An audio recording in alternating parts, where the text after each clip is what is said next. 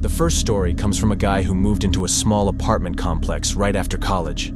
It wasn't a great area, but it was all he could afford. He lived on the 3rd floor, and most of his neighbors were quiet, older people, except for one. Apartment 307. The guy who lived there was in his late 30s, always wearing a hoodie, and never made eye contact. People said he worked at night because he was barely around during the day. At first, everything seemed fine.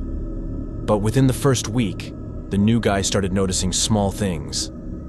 Every night around 2 a.m., there was this sound, like slow footsteps pacing in the hallway.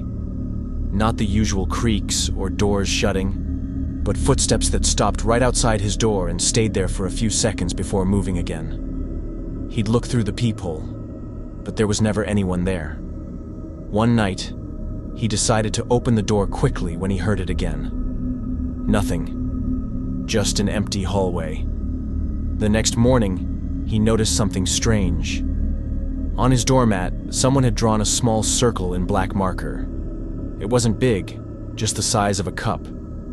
He thought maybe it was some kid's prank, so he ignored it. But the next night, it happened again. This time, 2 circles. A week later, he came home from work and found an envelope taped to his door. It was unmarked. Inside was a photo of his own front door, taken from the hallway. The photo looked old, slightly yellowed, as if printed on cheap paper. The angle was exactly how someone standing in front of him would see it.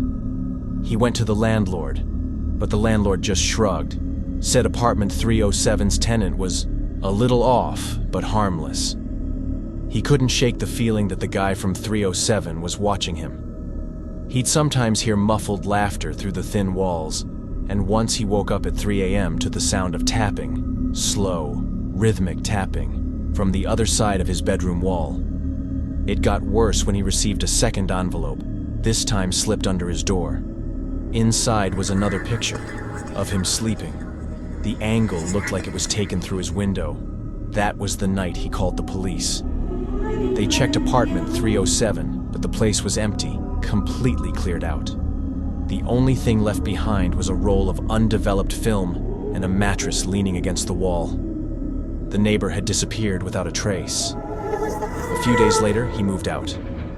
He said even after leaving, sometimes when he walked home at night, he felt like someone was pacing behind him. The second story happened in a quiet suburban neighborhood where a young couple bought their first house.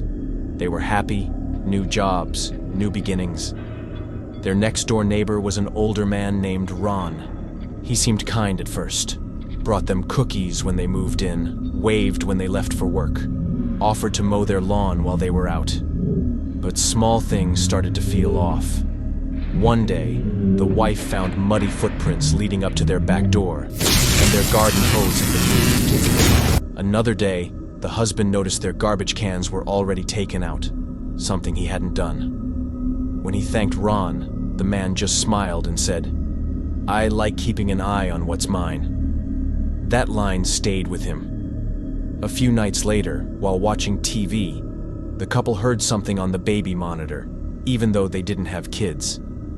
It was faint breathing, followed by a click, and then silence. They checked everywhere but found nothing. When they told Ron about it casually, he said, "Old houses pick up signals. You never know who's listening." The following week, they woke up to find their front door unlocked. The husband swore he'd locked it. They checked the security footage and froze. Around 3 a.m., a figure walked up to their door, used a key, and walked inside for 2 minutes before leaving. The footage was grainy, but it was definitely Ron. The police questioned him, but he denied it, said he'd never even been near their house that night. But after that, things escalated. Their dog went missing. They started getting anonymous notes in their mailbox saying things like, "It's better when the lights are off," and "You shouldn't have moved here."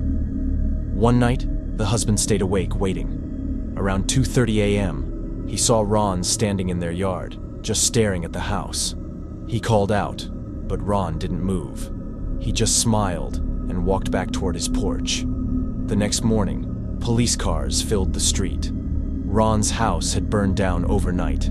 Inside, they found dozens of photos of his neighbors, taken through windows, over fences, even inside bedrooms.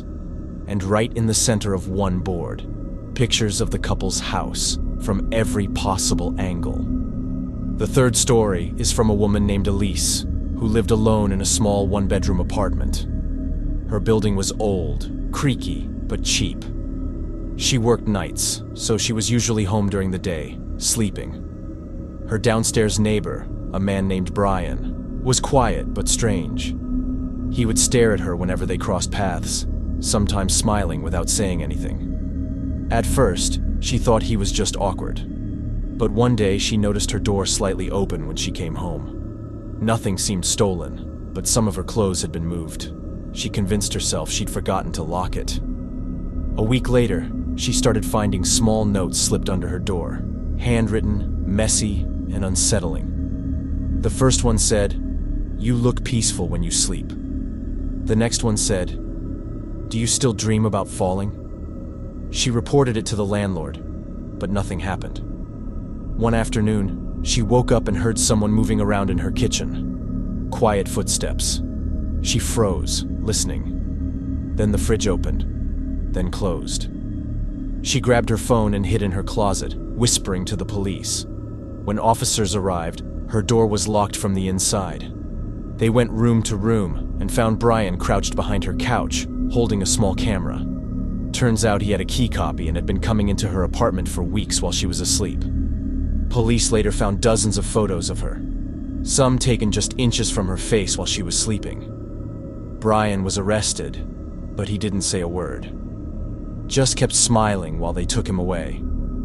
Elise moved out the same week, but even after leaving, she couldn't sleep properly for months. She said she'd wake up some nights feeling watched, and once, she found a note stuck under her car wiper that said, "You can move, but I'll always know where you rest." Each of these stories reminds you that sometimes the scariest people aren't strangers. They're the ones who live right next door.